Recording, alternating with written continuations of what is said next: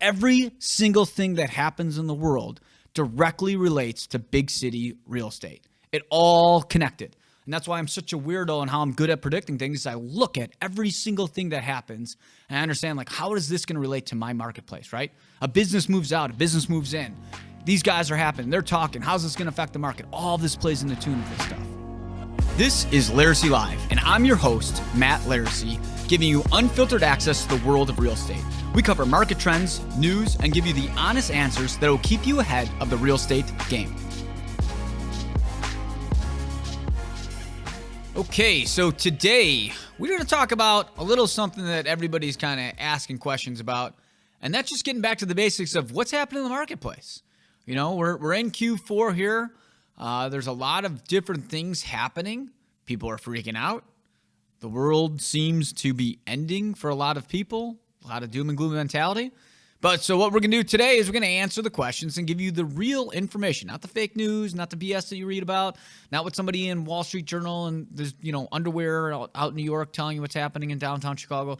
This is real live. We're on the front lines telling you what's actually happening, factual data of the market. And we took down a lot of people's questions. We put a lot of questions out there of what people have been asking. I actually went to a few different kind of like mastermind groups recently, and I jotted down some questions that people asked there. And I'm just going to rip these off and kind of answer these. So the first one is, what's happening in the Chicago real estate market right now? Well, it's slow. It's really slow. People are panic. I'm going to use the word panic. Realtors, we're ride or die sales guys. That's actually pretty good. We should use that. Ride or die as sales guys, right? And we tend to be a little bit more dramatic. It's always got to be the best ever or the worst ever. It's always like doom and gloom or greatest ever. And right now, because the market's slower, everybody's panicking and they think the world's ending. So what I did is I went back and I looked. I said, okay, well, how many showings have I had, at this time last year compared to now? To 2 years ago compared to now, to 3 years ago compared to now, to 4 years ago compared to now. And you know what I did when I looked back at 4 years? I found out that our showings are down roughly about 5%. Now, I don't really think doom and gloom is roughly around 5%. I attribute that to maybe the rates a little bit and the stock market being kind of crazy. But overall, the market's always slow during holiday season, guys. Okay? This isn't anything crazy. This isn't something that's like we've never seen before. It's just always a little bit slower at this time of year. You're not going to see a lot of sales pending. That's it. And guess what? January 2nd, I want to make sure we timestamp this because come January 2nd, every broker in the city is going to tell me, like, who would have thought this would have been so great? Like, I would have never thought the market would be hot. I'm telling you right now, I know the market's going to be hot after the first quarter. So if you're out there looking to buy now. But the reality is the overall market right now is a little bit difficult. What trends are you most surprised by? Nothing. I'm not surprised by anything. Again, this makes me sound like a jerk, but I mean, if you go back to my podcast in the beginning of the year on January and February, I said, guys, just wait till the end of the year. It's going to be a bloodbath. I can't tell you how many clients that I had that were looking for duplex downs above $1 million between January and March of this year. And like, I can't believe how hot it is. Like, did you see what these people paid for it in October and November of 2021? You're like, I want to get that deal. I was like, well, you probably didn't have the balls to buy then. Like now you're buying in prime season. If you guys want a deal, then wait till this fall and early winter. The market's going to be a bloodbath, and everybody's going to tell you the world's going to end. And everybody's like, no, that's not going to happen. Here we are, guys. I'm not surprised by this. And you know what? The same people who could get a great deal right now are too afraid to buy because of the market, and they'll be looking next year because the rates will drop a little bit, and they're willing to pay an extra $100,000 more than what they pay right now. So nothing surprised me. I should say the biggest surprise I should have to say, because I don't want to lie about this, I didn't think the rates would get as high as they've gotten. Now they've dropped a little bit as this podcast is coming out. By the time this is actually released, I don't know, maybe they go back up again. But the reality is, like, they're a little bit higher. I said in the beginning of the year I thought they could get up to around 6% this year. I'm on record for saying that. Obviously, we saw above 7, so that part surprises me. But although, we knew they were going to go up. I'm a history guy, so I know that American history, interest rates are 6.5%. So at some point, we're going to have to get back to normal. We're just a little bit above normal right now. What should sellers be paying attention to? Inventory, pricing, stock market, buyer mentality, the city, crime, everything. What the seller should be thinking about is like, okay, listen, if I'm coming on the market and I'm in the outskirts, I should be looking at 2019 pricing. That's what I should be doing. That's something. If I'm in the heart of the city, you should know that, hey, inventory is dropping. To me, the thing to know about with sellers also to pay attention to is the rental prices. The rental prices are at all-time highs right now, and I fully believe that rents are going to push up probably another 10% in Q1 next year, which means that I do think a lot of the inventory is going to wipe out because sellers who couldn't sell, and I think that's going to lead to a low amount of inventory at Q1, which will make for a good market. What are the biggest fears you're hearing from buyers? Rates. Everything's about rates. The world's going to end because the rates are above 7%. Actually, today they're below 7%, but, again, let's just use 7 as an example. Guys, the market goes up and down. It's like people are so afraid to pay $500,000 in rates for 3%, and they would have to bid it up to, let's say, like 550. Like that happened. Like something comes on at 500,000 when rates were 3% in March of this year. They went up to 550. Today, there's a place in the market for 500,000. You can legitimately probably get for like 480. Like, really. So, like, I don't know, do the math of a 480 at 7% and a 550 at 3% and tell me what it is. Now, I'm not saying prices are dropping. I'm not one of these people saying, like, oh, prices are plummeting. I'm saying that, like, always in the fall market, you could cut a deal. And the reason you could cut a deal is because people are scared, okay? It's always bloods in the water.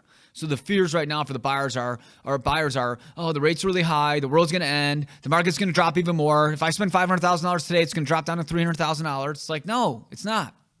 Look at the River North market, guys. Places that were $500,000 in 2019 are trading for $470, $450 maybe even some cases, right? So they've already dropped maybe 10 to 20%. So when these buyers tell me like, well, I think prices are going to drop even more. I think they're going to drop another 25%. Okay, so you think that if we're down 20% in a building that you think it's going to drop another 25%, so you think prices are going to go down 45%? Okay, well, let's also look at a simple thing. There's this oldest rule in the book. It's called the law of supply and demand, right? Too much supply, demand goes down, or too much supply, prices goes down, not enough supply, and there's more demand, prices go up. So, like, the reality is like right now, our supply in the heart of the city is going down, okay? Now, the demand's in the absolute gutter as well. So, going off the law of supply and demand, like, you don't really have any supply, you don't really have any demand. So, it's kind of stagnant. But after the first year, what will be interesting to see is like, okay, if supply drops more, which I'm predicting it will be because we're heading into the holidays, and a lot of sellers we already have are like, throw the towel in. It's Christmas season. I don't need people coming through my place. So if that goes down, and then after the first year, the demand goes up like it always does in January, February, what's going to happen? You think the price is going to drop 25% when we have really, really low inventory and a shit ton of demand? Now, I'm not smart enough. I went to Eastern Illinois, guys. I got C- D's in college, okay? I didn't go to Harvard, but according to the people at Harvards and Stanfords who are supposedly really smart people, this is not me saying this is just what people believe. They say the law of supply and demand is what kind of dictates economics. So I don't know. You tell me. I didn't create these rules. I'm just following them. So if we have really low supply and we have really high demand, I don't know how prices are going to drop 25%, but that's the biggest fear that buyers are bringing up. The fact that, hey, rates are really high, so even with supply dropping, that the price is going to drop really well, a lot. I don't know. I'm not buying it. But that's the biggest fear. What expectations are you seeing about pricing? What I'm seeing right now is like if you could get a deal right now, and I tell my sellers, like, hey, listen, if you want to sell right now, you're going to cut a little bit of a deal. That's it. Get a little deal. You like to wet your beak a little bit. If it makes you kind of happy to walk around and say, like, listen, I got a great deal on that place. I did. I got a great deal. Then now's the time to do it. But guess what? After the first of the year, you're not going to be able to get that deal. I'm going to do a podcast third week of January talking about how the deal season's over and you missed it, okay? Right now is the one to do it. So I tell my sellers, like, listen, if you want a record-breaking price, we can't get that in the fall. We can get that in the spring maybe. Maybe we get it in the spring. But I can't get it right now. So if I'm working with the sellers, I'm like, listen, you're selling below market if you're going to sell today, okay? Now it comes down to, if you're asking me, well, is it worth me keeping it on the market? It comes down to a math problem. Is the place vacant? If it's vacant for 4 months, does it cost you $25,000 to carry it? Or you could sell it today for $25,000 cheaper? Well, then it's a wash. You may as well just sell it, right? Maybe it's only maybe you lose $30,000 today to sell, and you can make $25,000 more, so you lose $5,000. Well, to me, I'll lose $5,000 for the unknown, but I'm not going to lose 50 grand for the unknown. So it's a math problem. For buyers out there, price expectations are like I've had more clients than I can count that have said this to me, and it's mostly millennials or clients' parents. And I'm telling you guys this to educate you to this. It just drives me crazy personally because I have this conversation so many times. But they're like, hey, listen, the price is 400. It was 400 when it was 3%. Now that they're 7%, the place is worth 275. And I'm like, on what math equation does that make any sense? How? So, and I always turn around, especially on the parents. I'm like, okay, so if you sold your place today, I'm like, how much did you pay for it? And like, I don't know, $800,000 for their house. I'm like, okay. So then you're going to be willing to take $500,000 to sell your place. And they're like, well, I wouldn't do that. Oh, okay, but you think these people will. Why? Like unemployment rate as of right now is still pretty low. The stock market, even with being a little bit volatile, is still like unbelievably high compared to like history. So like, why would somebody take that low? Inventory levels are still really low. What economics are you showing me that you think people are going to start cutting, $130,000 off a $500,000 place? What sense does that make? It just doesn't. This is what I keep telling people. Like, it makes absolutely no sense, but people are literally believing this. The main thing that I'm loving seeing is we are seeing a lot of these offers be had, and we are not seeing anybody take them. And what people are doing is like, all right, fine. If this is the offers I'm going to get, I'm just going to rent it. And with rents being at all-time highs, they're renting in days. I hate Joey the Jet on my team. Joe, the Jet doesn't watch this. But if he did, you know that I don't like you because of this. Here's why I don't like him. I get a seller. They're like, hey, listen, I'm going to flip it to a rental. The Jet takes it over. 2 days later, rents. I'm like, crap. Like, at least give me another week to try to sell this thing. Doesn't happen. So here's again, guys. Why are sellers going to take $125,000, $140,000 off ask price, right? You got low demand. You got low inventory. But you got a pretty decent economy, even if it goes into recession. It's not like the world's ending recession, okay? And the rent's really high. And here's another thing to know about for people out there. Typically, the worse the market is, the better the rental market is because there's less people buying, okay? So unless somebody like is moving or getting a divorce or something like that, like you're not going to see like a ton of deals. I still feel like there's a lot of people who think like, hey, we're going to hit the 08 to 12 days when we hit like all those foreclosures and short sales. And I'm going to tell you guys right now, everybody that's watching this probably wouldn't have the balls to buy during that time. I sold during those times. I'd get you in the car and I'd be like, hey guys, this thing's at foreclosure. It's a great deal. And then you'd be like, well, Wall Street Journal told me that Americans aren't going to be buying anymore and we're going to be a rental nation for the rest of our lives. And I just think that's kind of the way of the future. And the American dream is now dead. I'm like, no, people are going to buy again. I promise you. And I had to have that conversation for 4 years straight that, people in America would buy again. So the same people who right now think prices are going to go down $130,000, $140,000 are the same people right now who told me during the Great Recession that nobody would ever own in America again. It's the same people. Now, I think it's also important to know that when we're talking about this pricing issue, we're only talking about the markets that we work, which is like South Loop up to kind of like the Edgewater area, North Center, all the way down to the West Loop area, okay? What's going to happen in Winnetka? Yeah, I'm sure the price will probably drop $100,000. Or, out in Florida or Arizona or these areas where places worth $1 million and went for $2 million, like, yeah, you're going to see some price hits. We're specifically talking about the markets in the markets that we work. How are the suburb and downtown markets different right now? I mean, the suburb market's still pretty hot. I just read this morning there was like some $6 million sale after 4 days. Like people are still looking for more space. People are still working very remote. The market is still doing very strong out there. They're still struggling with inventory levels, but it's not as hot as it was. And I'm telling you guys this. I'm telling you this. And I'm making sure we timestamp these things now so we can put reels out with when I make these predictions. But the recession is going to be the equalizer, okay? And the recession is going to show people that, hey, you know what? You're going to be going back to the office or you're not going to work here. Don't believe me? Let's go back to my podcast before when I said, hey, guys, wait till you see what happens with the mortgage industry. You're going to see mass layoffs in the mortgage industry. Guess what happened? Mass layoffs. Then I said the next thing that's going to happen is it's going to go to the real estate industry. Guess what happened? Mass layoffs. Have you seen Compass and Redfin stock lately? Did you see how much money they've lost? Open Door, all the OfferPad. These things are literally, their profit margins are in the gutter. And then I said, guess what's next after that? The technology companies. I said, all this money that's going on in the world doesn't make any sense. We did a whole podcast about the NFTs and the cryptos. And I said, I just don't get it and I don't buy it. What just happened? FTX just went into foreclosure or went into bankruptcy. Who knows what's going to happen? Meta just laid off 11,000 people. We're talking, Amazon just announced 10,000 price job cuts. You think this is just going to stop? That's it? no other industry is going to be affected? I'm telling you, just you wait. There's been too much money floating around. People have been doing nothing. I sit on Instagram and Facebook all the time. I see people not making that much money going on these extravagant 6-figure vacations. It doesn't make sense. And what's going to happen is people are going to crack down. Third quarter earnings are out. People are getting demolished. Wait till fourth quarter earnings go out. That's a half year. That's 6 months that these companies aren't making any cash. You're going to see some layoffs. And that's when they're going to start tightening their belts and be like, you know what? You don't want to work here? Go work somewhere else. And you're going to be like, that's fine. I'll go work somewhere else. And you go somewhere else and be like, shit, they're not hiring either. Remember, guys, from 2008 to 2012, there was 50 people applying for one job. That happened. It was actually impossible to get a job. I was there. When I was selling real estate, this is a true story, guys.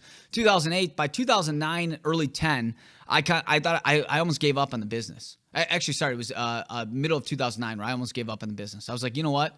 It's been 3.5 years at that point that I've made almost no money. And I'm going to go start looking at other careers just to see what's out there. Couldn't get a job anywhere, literally. And honestly, it's the best thing that ever happened to me. Best thing that ever happened to me. But I applied at least like 15 different companies and walked into them. And nobody, you couldn't get a job. I'll tell you right now, you put me in any company right now, I could walk in any door right now, get any job I want. Any job, anywhere, any place. Because everybody's hiring. We'll see how that goes 6 months from now, a year from now. Now, how does this relate to real estate? All of it relates to real estate. Because right now the suburbs are crushing it because people can work wherever they want. Where you are, it doesn't matter. But guess what? When you're going back to the office and you're sitting in the car for 2 hours each way and you don't have any kids, guess what? You're going back to the city. That's why the suburbs are outperforming the city. I don't believe this is going to happen forever. I don't. Maybe I'm crazy. Maybe I'm wrong. Personally, I don't think so, but we'll see. Why is there so much to talk about the real estate crash? Because sex sells, right? Nothing sells if it's stagnant. Like right now, the market's stagnant. That's the really thing. It's not crashing. It's not going up. It's not going down. Just whatever. But whatever doesn't sell anything. How fun is it to say, hey, this whatever? Like that doesn't make sense. So what do the media do? They all got together like, I don't know, let's create a story. What do you guys want to talk about? Like, I don't know, market. I don't see as many sales they did. Oh, let's talk about a crash. You guys want to? You guys want to do a crash? You guys like, you know what? We've been talking about a hot market. I think let's mix in a crash. Let's do a crash. Let's do a story. And everybody's like, yeah, let's do a story on crash. So then everybody starts talking about a crash, and then guess what happens?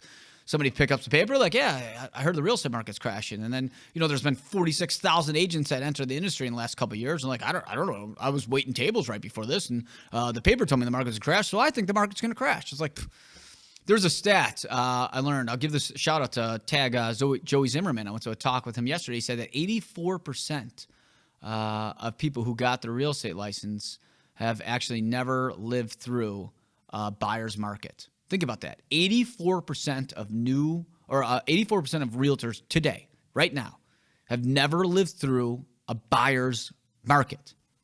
I'm going to say that one more time. 84% of realtors have not experienced a buyer's market. So that means when you guys go to advice, there's only roughly 16% of people that have been through a buyer's market and can actually talk educationally about what to expect.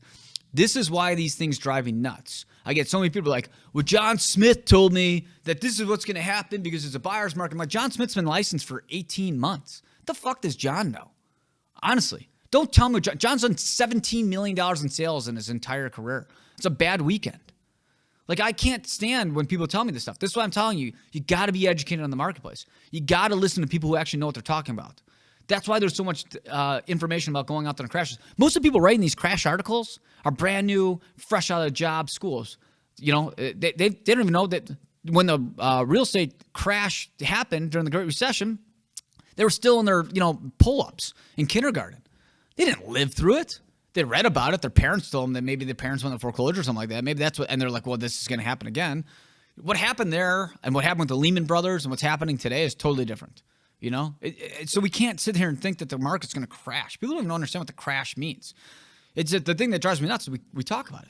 Here I am talking about it. I shouldn't be talking about it. It's just stupid. But that's why, because there's so much fear-mongering in the marketplace. How high are interest rates going to go? I think interest rates are going to drop. I think we've peaked. That's my personal opinion on it. Now, could they go up to 10% tomorrow? Sure. I don't understand. I can't predict the stock market like I could predict the real estate market. I can't. I mean, it's not my forte. It's not my strength. I follow along. I talk to, big experts. I do as much homework as I can, but I can't sit here and say like, hey, I could tell you exactly, what the Dow or the S&P is going to do tomorrow. I don't know. It's not, you can't be a specialist at all, facets of the world. But I can tell you that from the people I've talked to that are extremely intelligent, and they are like the me of the lending situations, they feel that, guess what? They think we peaked a little bit. They think, hey, guess what? It's possible we go up to 10%, but it's also possible we go to 5%. There's a lot of stuff that looks, when you look at the economics of what's happening, that we could drop to, high fives, low sixes Q1. It looks like that. Now, the rates dropped 2 days in a row now here. Is that a sign of what to come? Maybe. Is it the sign that, like, hey, it's like a little bit of like here's a cherry, come chase it, and then like they're just going to like take it away and bump them up? That could happen too. But, I would be surprised if they went up to like a 12%. But, with inflation, anything's possible. I just don't think it's going to be that way. Solely as well as that we have a balanced, House and Senate now. For this, they haven't announced it yet, but it looks like, the Republicans are going to take the House and the Dems will take the Senate, which is nice. We got both parties being represented, and I don't think any crazy ideas out there are going to get passed. So I think that also helps the economic situation, which I think is good. I think balance is good. So I think we're heading into a little bit more, less like, like left-right battles too, which kind of fuels the fire for the economic situations as well. Our price is going to drop in Chicago. Sure, in certain places. I think if you bought a single-family home above $3 million, you're probably going to be seeing some decrease in value. See, what happened, guys, is that the only place that I saw like mass overpaying happen was on the single-family homes. Like we saw homes that like were worth like $2 million come on the market at like $2 million, and they sold for like $2.4. Okay, it doesn't make sense. I remember I got a guy that called me up, and he bought a house for like $1.7. And he's like, hey, my neighbor sold for $2.3 million, and my house is nicer than theirs. And I just bought my house like 8 months ago. I'm going to come on at $2.5. And he was like, what do you think? I was like, honestly, I know the market was hot, but it's not that hot anymore. And I think it's crazy. And I think people are just going to see, like, you just paid $1.7 for it. And like, I get you maybe put $100, $200 into it. But like, I'd be surprised if you get above $2. I would be. And the house is still sitting there. Still sitting there. For cheaper now than what the neighbor went for, and this place looks nicer than the neighbor's house. So, I think places like that are going to get affected. Everything else, unaffected. Downtown markets, it's going to go up. Let's see here. Are prices going to drop in other cities? Sure. I think in metropolitan cities, they're going to go up because I think most metropolitan cities, it was stagnant or a little bit backwards. But I take a look at, Salt Lake City. One of my brother-in-laws worked there. Joe, you're not going to watch this, but just so you know, I'll pick on you because you're my greatest example. Him and my other brother-in-law, Johnny, bought places in Salt Lake City. I remember last Thanksgiving, sitting around the table, we're confrontational, arguing people, and we make fun of each other. So we're screaming bloody murder at each other at Thanksgiving dinner. And they're telling me how effing dumb I am and that I should be investing in Salt Lake City and the prices will never go down. They're up 25% in the last year, and they're going to be up another 25% this year. And before you know it, the $600,000 condos that they bought are going to be worth $3 million. And I'm sitting on all this real estate in Chicago, and it's going to be worth nothing. I said, listen, you may be right in the fact that my real estate may not go up that much in Chicago because it really never does. But one thing is, it doesn't really ever drop that much either. Investing in Chicago is like a turtle. It's a tortoise buy, slow and steady. Doesn't really go up much, doesn't really go down much. It's kind of not sexy. It's nothing to brag about, just kind of another vehicle on the ground to try to help me get to wealth. But I said the one thing I don't know is I don't know Salt Lake City real estate, but I also don't know many people who think Salt Lake City is cool. I said, we'll see if you guys are there forever. But I just personally think Salt Lake City is not sexy. I don't think it's cool, and I don't think that these prices are going to last. Well, guess what's happening in Salt Lake City, guys, right now? The prices are plummeting. People are moving. Guess who else is moving back home? Both those two that moved out there. They don't like it anymore. They were sick of Salt Lake City. My point exactly. Since I was a little kid, nobody ever told me North Dakota, Idaho, Utah, that these states were cool places to move to. There's been imbalance in the world. I kind of compare it to like Star Wars. Like the Force seems off. You know what I mean? Like you're just walking around like, I don't know, man. Like some just I don't know. I get the pandemic happened, but like we're humans, we're creatures that happen. Like we have DNA. Like our DNA didn't alter and we became like mutants all of a sudden. Like we're still the same people. We're still the same pieces of shit out there walking around. Okay. We didn't just all of a sudden become like, I just grew a fin and I could like swim now, right? Like all that happened was like We hid in a cave for a little bit, and then we got stir crazy, which is why people are like trying to fight flight attendants and stuff. And then now people are being like, okay, like we've been a little crazy the last couple of years. Like let's get back normal. And that's what's happening. And that's why cities that grew too much in price due to the pandemic are starting to kind of fade down. It's starting to get a little bit better. Honestly, politics has a lot to play in it too. Like you look at a lot of the red states, they gained a lot of people who lived in blue states and couldn't take the political environment anymore, so they moved out there. But guess what? Now we got balance in the, and that's why I say I think balance in the government is great because it's going to settle everything. I think the whole craziness of politics is going crazy. And I think that's thrown off the market as well. People are like, well, don't talk about politics. Let me ask you something. I always tell people this. I always say my best question for people who think they're like these like political geniuses. I'm always like, who's Obama's first vice president? I'm telling you, use this, guys. Use this. Just ask anybody this. Be like, who's Obama's first vice president? And then everybody's like, they all because it was Biden, obviously. But you just say it to them because anybody who like really knows politics is like, Biden. What are you talking about? But most people who don't know politics, they're like, I don't know. And then I play the game like, who was president before Obama? Who was president before Bush? And then I go all the way back. And like, you know what? Most people stop around like Clinton. They don't know Bush seniors before him. Most people. In fact, my younger agents here, I'm looking at Jamie, and the rest of them don't even know Clinton. They couldn't even get Clinton. So yeah, barely. Took like, yeah. You can hear in the background. So my point is that like we've gotten a little crazy with this stuff, and that's also helped fuel the fire to people moving to different states. And I think that's all going to start settling down. The day that people started talking more about Tom Brady and Giselle was my favorite day. Because prior to the pandemic, more people could tell you the Kardashians' names than who sat in the cabinet, okay? And now we're starting to remember who the Kardashians are again. I'm loving this Tom Brady news. I'm loving that the fact that this is headline stuff and this is where it is. Because you know what? It's going to get the people to be getting along better again. And it's going to get people to stop moving these weirdos things and this crazy stuff happen in the marketplace. And you're like, hey, Matt, how does this relate? Every single thing that happens in the world directly relates to big city real estate. It all connected. And that's why I'm such a weirdo and how I'm good at predicting things. I look at every single thing that happens and I understand, like, how is this going to relate to my marketplace, right? A business moves out, a business moves in. These guys are happening. They're talking. How's this going to affect the market? All of this plays in the tune of this stuff. And this is why we watch this. That was a big tangent about not a question we were kind of even talking about. Is Chicago a buyer's or seller's market right now? Right now it's right now it's a buyer's market. Every single sector of the market is a buyer's market. I do believe after the first of the year, every single sector of the market will be a buyer's market or a balanced market in the city. I do. Watch for the heart of the city, guys. We are heading into the year for the first time with the downtown real estate market being the lowest inventory we've seen since 2019. And we have the highest amount of rent prices we've ever seen. What do you think is going to happen? Just something to watch. Maybe I'm crazy. Maybe I'm an idiot. You put it on the thing. You're an idiot. I don't care. We'll see what happens. Nobody can predict the future. It's just a guess. Let's see here. What areas of Chicago are performing the best and the worst? Right now, I'm actually seeing more action and showings in the downtown markets, okay? Now, I'm not seeing a lot of stuff. I'm not seeing a lot of action, maybe a couple a day. We're averaging like 5 showings a day across 120 listings, okay? So I'm not seeing a ton, but I'm seeing like most of my showings, I'm showing downtown. I'm not showing as much in like Lincoln Park or Wicker Park as I was, okay? And my single family home game is like dead. Like dead. But it's always dead during the holidays. There's not that many people moving then.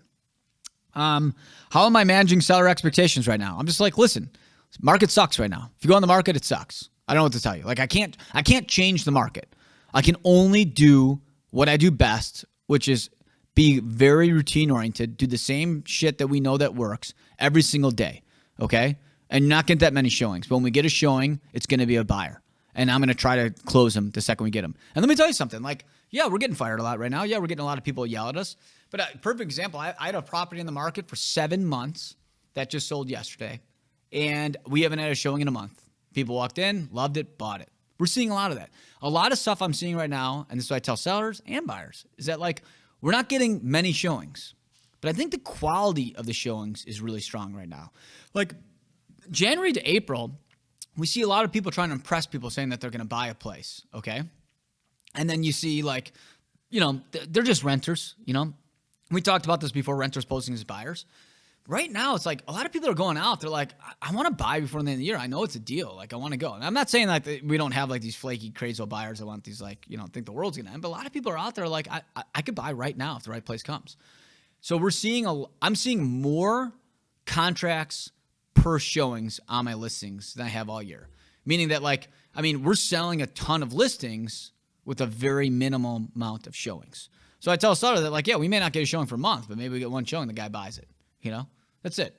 I actually have more showings during like the lockdown than I have right now, So it's slow, but it's not like terribly slow compared, because like last November was terrible too, because don't you remember we had to put masks back on, the businesses closed again, and people are like, oh, cities are done. That's another indication, guys. The cities are done. That's it. We're closed down. Nobody's going to live here again. And then January hit, the market was freaking gangbusters. It's the same thing right now. Now it's the rates. So instead of the lockdown, it's the rates this year. Next year, God knows what the thing will be that everybody's going to use as an excuse. Let's see here. Will prices increase or decrease next year? I think they'll go up. I think they'll go up a very minimal amount, but I do think that we're going to see a little bit of an increase in the pricing. Let's see here. What are some buyers' expectations?